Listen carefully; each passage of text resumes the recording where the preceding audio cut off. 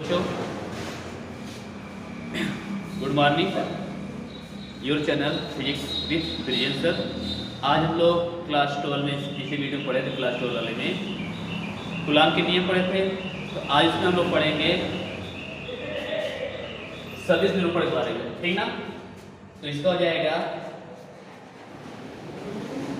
Coulomb के सदिश निरूपण, कूलाम के सदिश निरूपण। इसको इंग्लिश वर्ड में क्या बोलेंगे? वेक्टर फॉर्म ऑफ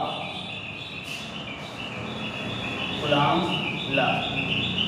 ठीक, इससे कूलाम से लॉ में हम लोग सदिश निरूपण में बात करने जा रहे हैं।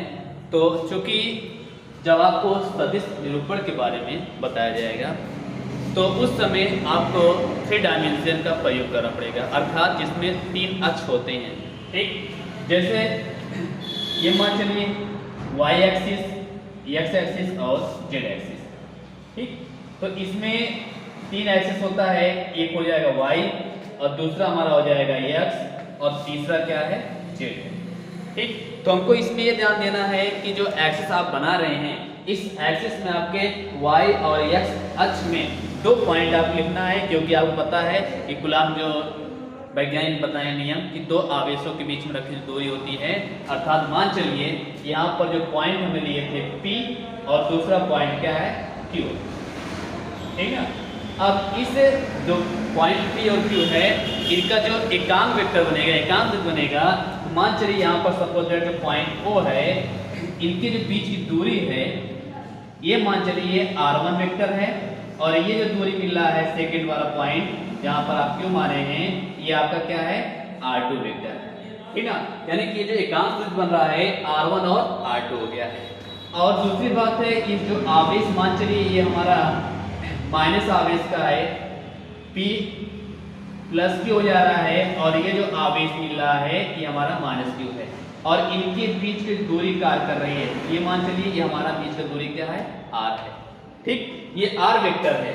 अब चूंकि हमें ये पता करना है कि यहाँ पर जो r1 और वेक्टर मिल रहा है और जो r2 वेक्टर मिल रहा है, तो इस समय इस r वेक्टर का मान क्या होगा? तो आप बता दीजिए। यहाँ पर r वेक्टर जो हो जाता है r2 वेक्टर और माइनस क्या होता है? r1 वेक्टर है, अर्थात हम बता सकते हैं 2 1। लेकिन अब यहाँ पर जो बल कार्य करेगा, बल मतलब इनके जो पॉइंट जो आप माने P और Q वाला, अगर देखा जा रहा है यहाँ से जो Q वाला पॉइंट है, अगर P वाले को फोकस देगा, ठीक ना, तो इनका जो डायरेक्शन बनेगा ऊपर दिशा बनेगा, अर्थात आप बताएंगे F21। ठीक ना, F21, क्योंकि यहाँ पर जो पॉइंट Q वाला है वो क्या, पॉइंट Q वाला जो मिल रहा है वो पॉइंट P वाले पर बल लगा रहा है, इसलिए आप बता सकते हैं यहाँ पर जो प्रतिक्रिया बल लग रहा है यह इस डायरेक्शन लग रहा है ऊपर दिशा में, और यहाँ पर जो P पॉइंट जो है Q वाला जो बल लगाएगा तो इसका डायरेक्शन इसके विपरीत बनेगा, अर्थात 1 2। ठीक ना, यानी कि आप अगर यहाँ पर इसका स्टेटमेंट लिखना चाहते हैं तो आप लिख लीजिए, मान लीजिए माना 2 स्थिर बिंदु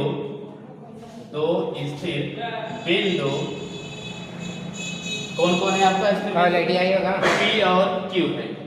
स्थिर बिंदु P व Q तथा आवेश Q1 व Q2 है, और इनके बीच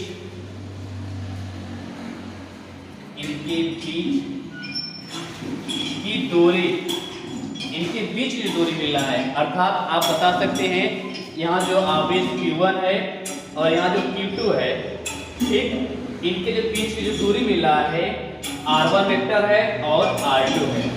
r1 वेक्टर व r2 वेक्टर है। जो बिंदु जो मूल बिंदु और की एकांक सदिश, स्थिति एकांक सदिश,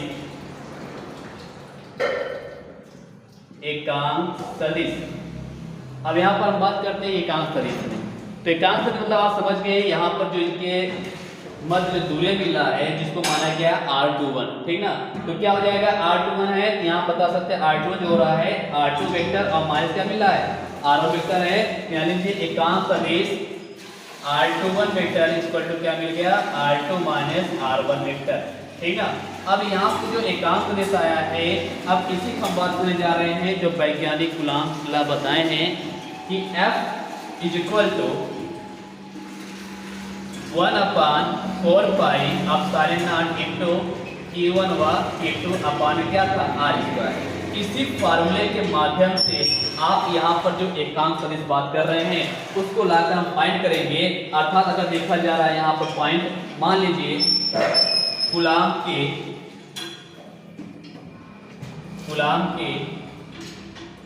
नियमानुसार कूलॉम का जो नियमानुसार है, अर्थात हम बता सकते हैं यहाँ से जो हमने इक्वेशन फर्स्ट बना रहे हैं, इस इक्वेशन फर्स्ट से हम लाकर यहाँ पर मान को रख देते हैं तो क्या बन जाएगा कूलॉम के नियमानुसार, तो बन जाएगा F चूंकि आवेश Q2 से Q1 के बीच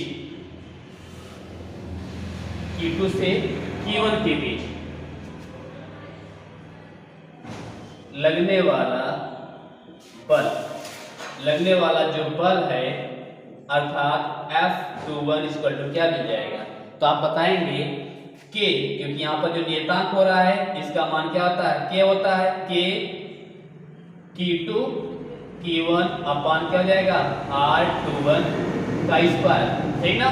अब यहाँ पर लगा देगा एकांक वेक्टर यानी एकांक सदिश जो बनेगा इसका 2 1 मिल जाएगा, ठीक ना। या हम लिख सकते हैं या F21 equal to K Q2 Q1 अपान में लिख सकते हैं R2 वेक्टर और माइनस में R1 वेक्टर। मॉड लगा दीजिए क्योंकि मॉड लगाने मतलब पावर है, पावर हो जाएगा और यहाँ हो जाएगा R21। ये देखिए आपका आ गया फार्मूला, कब, जब आवेश Q2 से Q1 के बीच लगने वाला जो बल होता है तो उस समय आपका ये मान निकल जाएगा। अर्थात हम बता सकते हैं कि एयर जहां R21 जो है ये हमारा क्या मिला है एकांक सदिश कार्य कर रहा है। इसी प्रकार आप सेकेंड वाले का भी निकाल सकते हैं, इसी का विपरीत चलेगा। अर्थात हम बता सकते हैं कि आवेश कहाँ ले चल रहे हैं Q1 से Q2 के बीच, इसके उल्टा चलेंगे, इसके विपरीत चलेंगे। आवेश Q1 से Q2 के बीच लगने वाला बल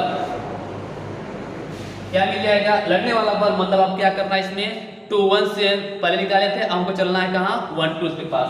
ध्यान दीजिए F12 इक्वल टू क्या हो जाएगा K Q1 K2 अपान में R1 माइनस R2, ये बन जाएगा एकांक वेक्टर जो बनेगा इसका, तो क्या बन जाएगा आप बता सकते हैं R12। तो ध्यान दीजिए इन दोनों जो बल निकल रहा है सदिश वाले में, एक सदिश निरूपण वाले में एक दूसरे के विपरीत कार्य कर रहा है, यानी इसमें देखा जा रहा है क्रिया प्रतिक्रिया दोनों कार्य कर रहा है। अर्थात हम बता सकते हैं क्या मिल जाएगा, अर्थात F21 इक्वल टू माइनस में F12, तो यानी इसमें एकदम सेम क्रिया प्रक्रिया कार्य कर रहा है। ठीक है बच्चों, धन्यवाद।